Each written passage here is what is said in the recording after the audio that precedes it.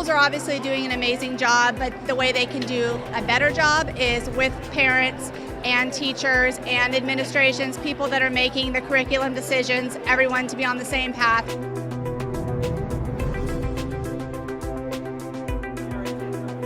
In all the efforts of the testings and the curriculums, it's forgotten that all children aren't standard, so they shouldn't all be taught in a standard manner.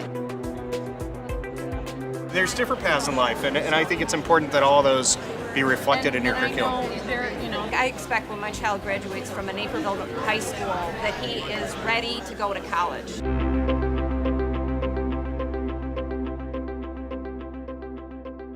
Benjamin Franklin once said, "An investment in knowledge pays the best interest."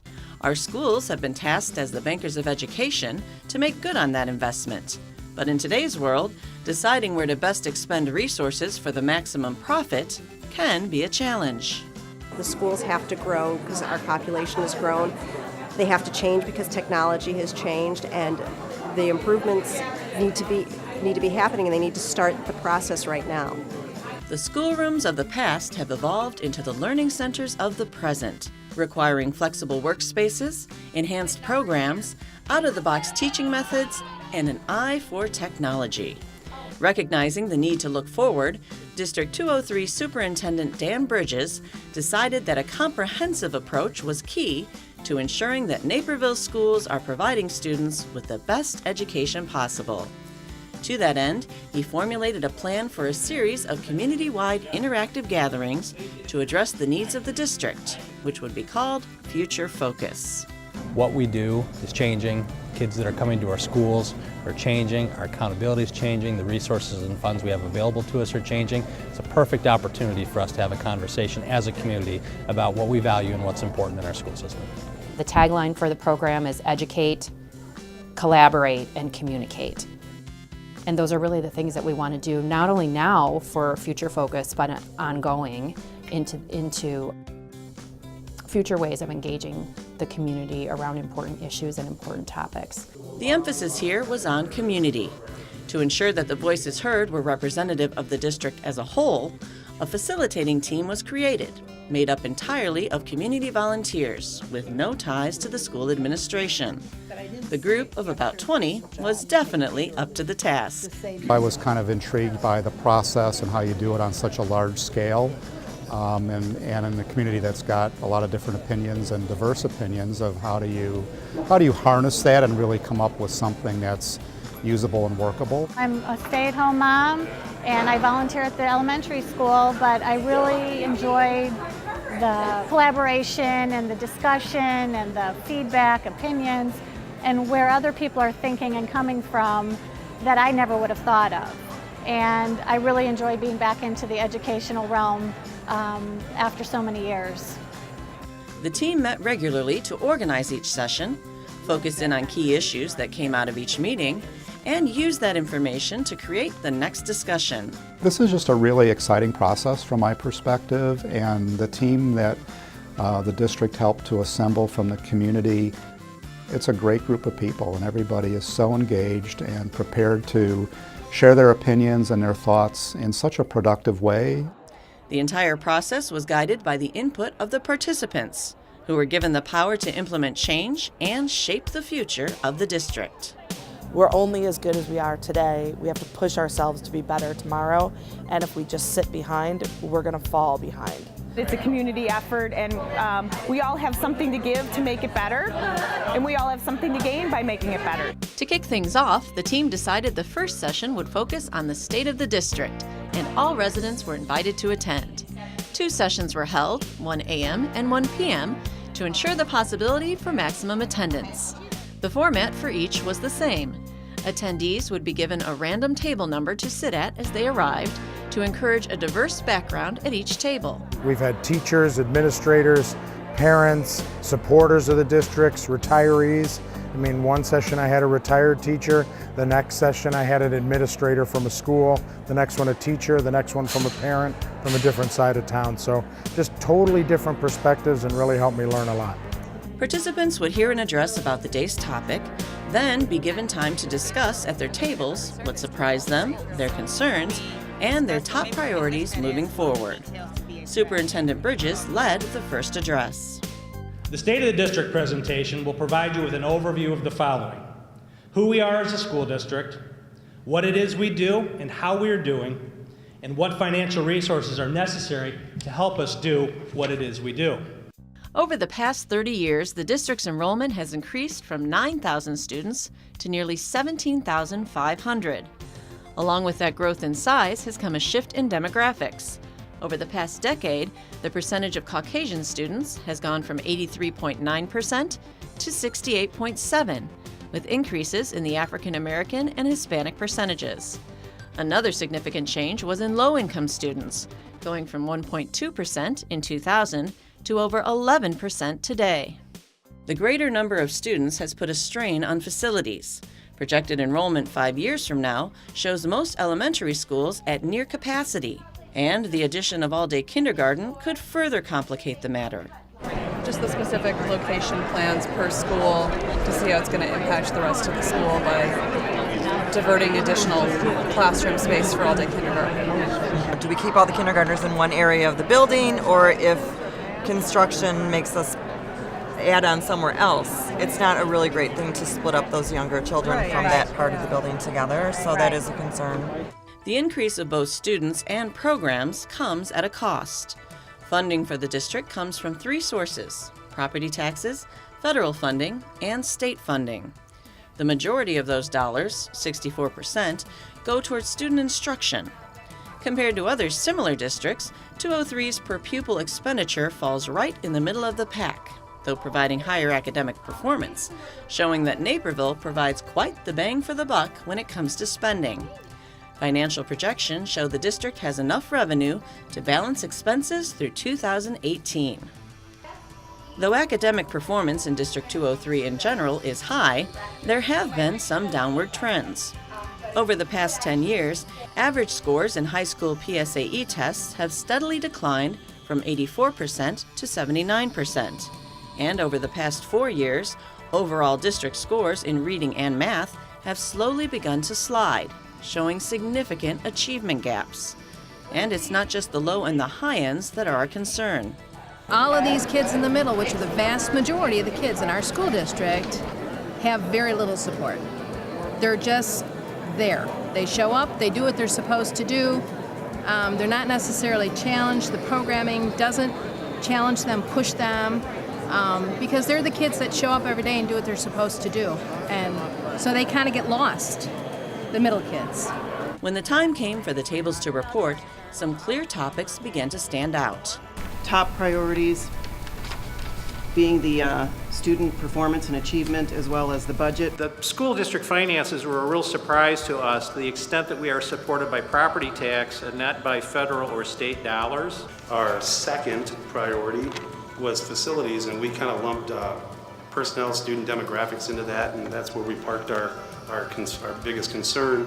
Facilitators and the superintendent held a post-session roundtable and noted some of the repeating themes that seemed to come up with the first forum: student success, bridging achievement gaps, addressing the social-emotional needs of the students, facilities, and finances. All tough topics to tackle, so they were broken up into separate future-focused sessions. The next natural step seemed to be to clarify exactly what residents thought qualified as success in the schools. Thus, the question leading Future Focus Session 2 became, how do you define success? So we're asking the community how they define success, finding out what criteria they look for in our students. Dan Bridges kicked off this session with a Think, Pair, Share activity, having participants quickly jot down how they define student success, then asking them to pair up to compare thoughts. He then shared the mission statement of District 203, encouraging all to reflect on how their constructs of success might fit in with the district's goals. Our mission is to educate students to be self-directed learners, collaborative workers, complex thinkers, quality producers, and community contributors. The state has their own parameters for student achievement, such as ACT, ISAT, and PSAE scores, the adequate yearly progress calculations, and soon a new measure, a redesigned report card for Illinois schools and districts. But is that the whole picture of what a successful student is? To get the audience's take, the group was given a deck of cards, each with a success indicator, along with a few that were blank. As a group, we are asking you to sort through this group of cards and rank the indicators and importance of how you define student success. These cards and their rankings were later used to create a Wordle, or word cloud, to show which indicators rose to the top. High in the rankings were college and career ready, demonstrated academic growth, demonstrated social-emotional growth, and collaborative worker. Interestingly, when the same task was given to high schoolers, the top choices were personal growth and goal setting, self-directed learner, and quality producer. The tables were then tasked to create a belief statement to determine their definition of success. The trick here was that it had to be worded as a tweet. Personal growth and goal setting applied with persistence can develop collaborative producers that are college and career ready. Even though we had kind of given a finite group of words to come up with belief statements and other things, people assembled those in very different ways. Even though there were some common themes, I think each of the belief statements were very unique. In the end, the groups came up with some insightful and impactful belief tweets. Our tweet is, resilient whole child equipped and eager for their next steps so they have a fulfilling life demonstrated by academic growth and social emotional health. Our tweet would be through rigorous focus on intellectual growth and affective development, students will become college and career ready. They then discussed different methods that could be used to assess and report student success.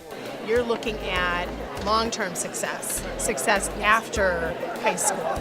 A clear set of benchmarks, not just academic but socio-emotional benchmarks established in the beginning of a school year that can be tracked throughout the year. Reports from each table produced a wide range of new assessment methods to consider adding to the current feedback system. And the three recommendations were common core assessments to measure academic achievement and growth over time, to develop student portfolios to facilitate goal setting and self-reflection, which would be ongoing through K through 12, and to develop assessment for social and emotional growth. One way to measure success we thought would be to send out a survey to alums 4, 8, and 10 years after they graduated to collect data on post-high school personal growth, including college, career, and family. Number 1, enhance Infinite Campus to allow open communication between staff and parents and more personal feedback. Number 2, report to parents' social and emotional growth. And 3, use portfolios to assess and measure student performance. Now that the group had established a clearer set of guidelines for defining success, as well as some tools to measure them, the next question for session number 3 became, do our schools and programs present students with opportunity for the type of success that we defined last month? As we consider future demands, will our schools and programs continue to present all of our students with the opportunity for success? In this session, the participants were divided up a little differently, by grade. Tables were set up by either elementary, junior high, or high school, so that the discussions at each were focused around the same age group of student. To get the crowd thinking, Superintendent Bridges asked them to consider 3 questions. What 3 characteristics do you individually associate with successful schools? What 2 characteristics do you think will best describe successful schools as you look into the future? What 1 characteristic of successful schools do you think District 203 should focus on as it prepares for continuous success and improvement? Bridges then gave some factors for consideration within the table discussions when deciding how well the district is meeting the students' ability to achieve success. These included demographic shifts, the rise in low-income students, and the various programs provided along the course of a student's academic career. Keynote speaker Dr. Jennifer Hester then provided the crowd with what researchers have found to be the top 3 characteristics to creating successful schools. Ranking number 1 is the opportunity to learn. In this concept, all students, regardless of their performance ability, race, ethnicity, or social economic status, should have access to the same curriculum, the same instruction, and the same teachers. They should experience relevant and high-leverage content and this experience should embody the critical thinking and collaborative skills found in our mission and in our definition of success. Second was the personalization of schools, creating a culture and climate where students and families feel valued, where they know they are important to the school and have multiple opportunities to connect. And the third finding should come as no surprise. Research has long contended that teachers make a difference, and our experience in District 203 supports that research. The best teachers believe in all kids. If you have a great teacher in the classroom who feels that that child has that passion and that drive and that ability, that raises that child's expectation, and that child exceeds anything that they ever thought possible that they could do. Schools need to provide exceptional leaders with an eye toward what's coming down the line. The world is rapidly changing, so exploring new teaching methodologies and skill sets is key to meeting the needs of a changing workforce. Participants were then asked to decide which programs currently in place within the district needed to be continued, stopped, refreshed, or started. One subject of concern was the core curriculum. We've got 10% of our population in the high school, or pretty much throughout the district, has some sort of need, some sort of academic, behavioral, social, emotional need. Now you are focusing, let's say you're just focusing on that core curriculum. How do you meet those needs of those kids? Some parents worried about students who were meeting their requirements getting overlooked, while others showed concerns for those who were clearly struggling. What about our students who are the most challenged, who have the most difficulty, whose literacy is still not meeting with their grade level needs? We have a student population that exists in that, and what are we doing? How are we helping them to meet the race curriculum? Frequently it's said that things like our textbooks, teaching methods do not address the needs of that student population. Taking those thoughts into account, some common themes began to emerge when the time came for the tables to report. For programs to continue, many groups chose the fine arts, citing their ability not just to provide a place to grow talents, but also leadership skills. For areas to stop, many focused on the structure of the school day, asking to do away with half-days, while others wanted to relieve the pressure on students. Stop, we can only think of one. Support students in knowing that they cannot have it all. Teach them that they do not have to be burned out, and give them permission to give something up. Things to refresh included everything from honors programs to enrichment and special ed, and even the mindset around certain areas of education. One of the big ones was cultural ideas of the curriculum, ensuring that students don't have those stigmas around doing math or being a geek or a nerd in those terms, and really understanding that anyone can do anything that they want to do.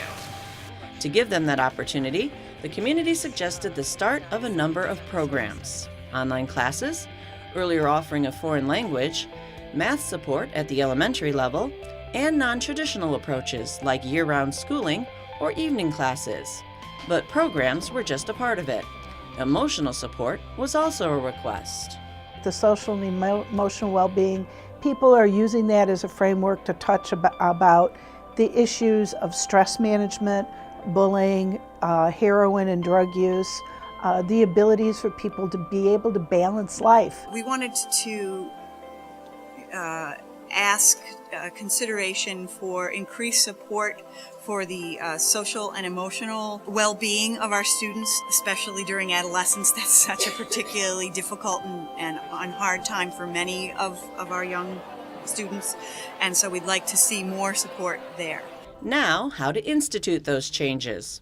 All would come at a cost, leading into the next Future Focus session, which dealt with finances. This forum addressed the financial challenges facing the district and asked participants where best to allot funds to make the most difference. The keynote speakers for this session were Mike Francis, an associate with PMA Financial Network, and Dave Zager, the Chief Financial Officer for District 203. They began with an overview about where the district gets its funding. There's really three types of funding that school districts receive. We classify them as local, state, and federal resources. For District 203, 85% of the revenue comes from those property taxes, with only 8% being provided by the state. Though a burden on the homeowner, it's actually a bonus for the district. As state and federal funding is unpredictable, District 203 is currently in a good financial state, with high credit rankings projected for the next several years. But that doesn't mean that forward thinking isn't necessary. For the future, our outlook is stable, but we need to be vigilant and we need to monitor the sources of our revenue. We need to examine our programs and our services each year to see if changes can be made. Can we do something to do better or to do something more efficiently? This time, tables were tasked with listing the top financial opportunities and challenges facing the district. Concerns included the uncertainty of state and federal funding, as well as the possibility of pension costs being shifted back to the districts. Most saw the reliance on property taxes as a positive. The bad news is we only get 8% of our support from the state of Illinois. The good news is we only get 8% of our support from the state of Illinois. But which programs should take priority? Groups looked at themes that came out of the previous session to determine where the funding might best be put to use. Many agreed that technology was a clear frontrunner. We can't have dated technology in our classrooms, in our schools. We have to have a good, solid plan for refreshing and renewing all of our technology resources. To get students on the right path from the beginning, community members supported firming up instructional delivery methods, starting at the elementary level. Early intervention was also encouraged, both at the younger grades and through junior high. Our immediate concern was also intervention and enrichment, that we needed to continue closing those gaps, but also allow for the students who are flourishing to continue flourishing and to continue gaining in their knowledge. One specific area of learning that many wanted to see emphasized in junior high was math and science, to better prepare students for the global market. Those skills could then be sharpened in high school, where the group recommended a need for increased rigor in all subjects. But the most recurring issue was the same on all levels, from elementary school straight through to high school.